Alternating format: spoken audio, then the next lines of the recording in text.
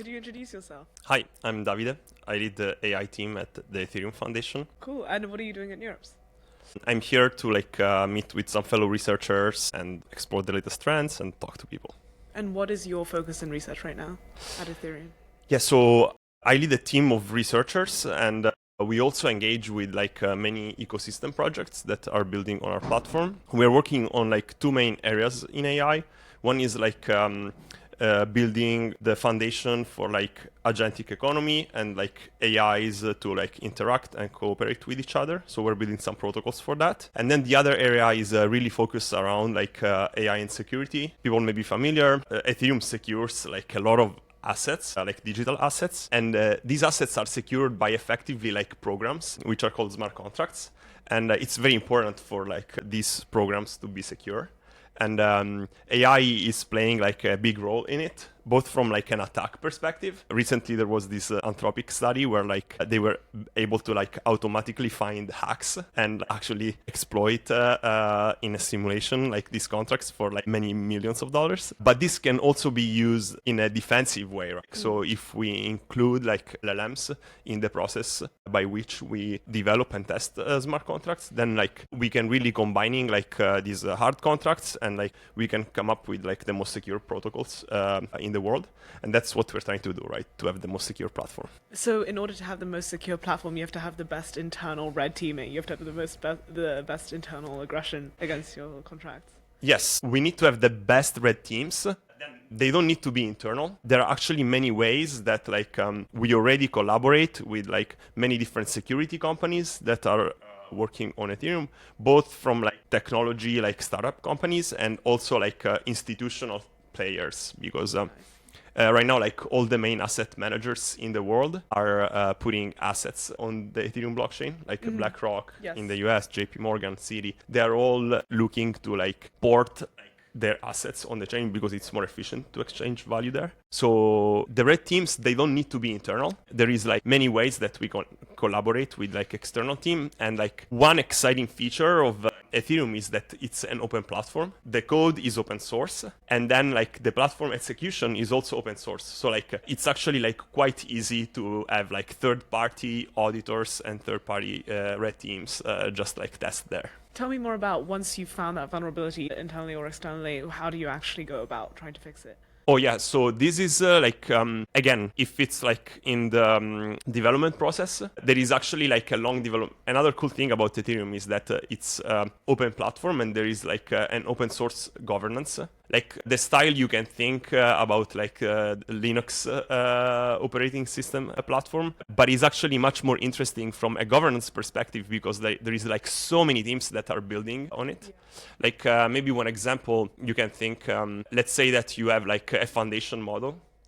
It can be open source, Olmo, what Nathan works on. It could also be one of the major labs. Then you have many teams that are actually building on top of these layers, right? Yes. They're building the application on top of these layers. For example, OpenAI was showing that OpenRouter was actually one of the main consumers of their tokens. So in Ethereum, it's kind of the same thing. And the cool thing is that all the teams that are building on top of the platform, they get a say in where they take the platform, where the next upgrade of the platform goes. So it's pretty cool to see.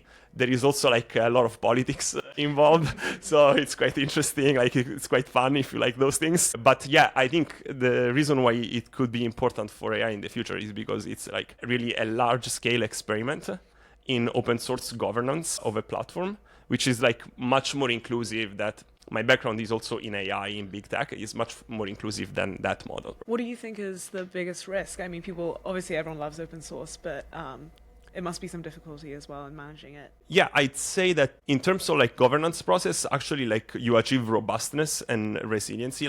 You need to have some proper step set up. I don't know that there is a particular risk with our platform specifically. Maybe for open source AI model, there is another entire area of risks that, to be honest, I didn't explore too much directly. Yeah.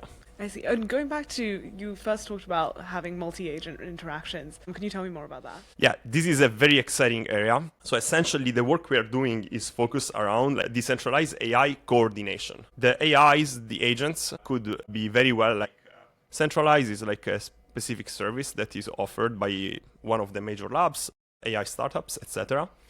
What we want to build is like build the infrastructure for like this AI and these tools to come together. The analogy is, let's say that now you have like a lot of powerful cars, then you need to build the road and the bridges to actually like get them where they want to go. And that's what we are doing. And we are really focused on 3 areas. So one is payments. So we want like as automation and agency goes up, we want this AI to be able to like natively sell value to one another. And then we're focused on discovery. So imagine a world where instead of 20 services that you use every day, like Netflix, Airbnb, Uber, etc. So you trust these brands, right? So imagine a world in which there is like thousands of AI services, like very specialized, and you may want to use many of them, but in particular, like your AI assistant and other models may want to plug into hundreds of different tools and services. Now, who do you trust? There is no brand, right? There is no human trust. You need to enable machine-to-machine trust. And so that's what we are focused on. We are focused on like decentralized and open discovery. Like think about like DNS for the web, but for the web of agents. And then we also want to add a trust layer where when you discover a service, then you can go and tell like how good the quality is based on its history. And then you may also get, in some cases, you may get stronger trust guarantees using cryptography.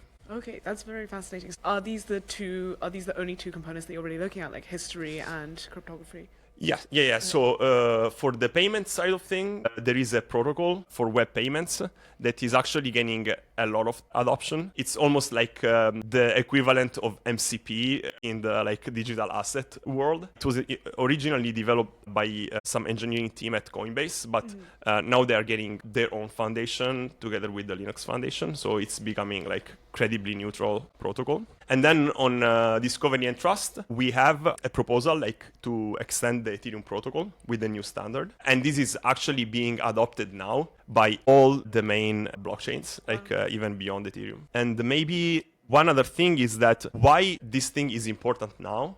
So there is like a lot of protocols in AI, like MCP, Google as A2A, like everyone is trying to solve like agent to agent or like agent to tool communication. And there is a lot of like centralized registries where like people can look at, but there is no like DNS for these. And we believe that blockchain's platform in general, I won't even take a side, even though I work on Ethereum, they are good for this because basically these AIs are productive assets, right? So it's not like a website where you just have information.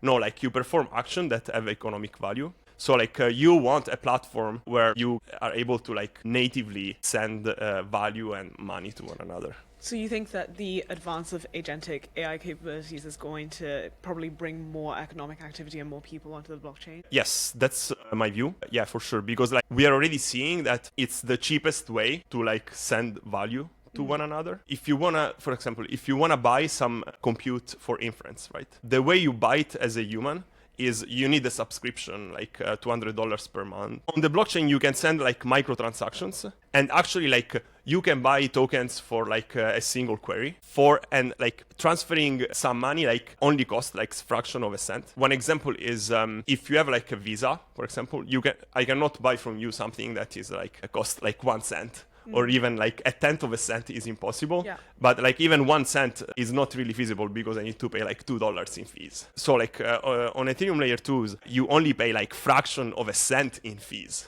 And that's why like they're getting a lot of adoption.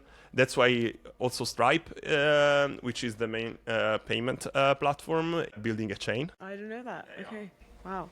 And what do you think is the most inspiring vision to you for the future with like very secure blockchain AI agent enabled technology? Yeah, this is a great question because we've talked so far about like utility. I believe that the usage of these platforms is going to go up in like a machine economy because it's the most efficient way. Right. And like machines crave efficiency. But the most exciting part is actually that the fact that these platforms are decentralized, there is no middleman. Actually, you can have some properties that are really good for users. On Ethereum, there is a lot of like privacy primitives, because like in order to build this distributed system, we had to develop a lot of like privacy and cryptography. Almost all modern cryptography, like zero knowledge proof, if you've heard this term, was developed on Ethereum.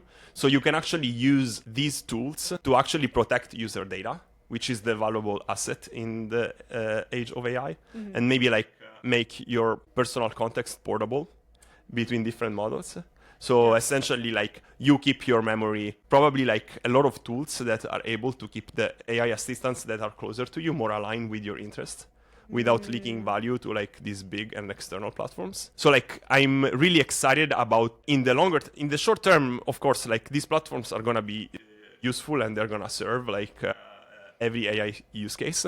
But in the longer term, like as more AI gets adopted on Ethereum, I'm really excited to like exploring this path where like we try to like use this platform and this technology to create like services that are more aligned with the users, and also like probably services where like the user have a bigger stake in.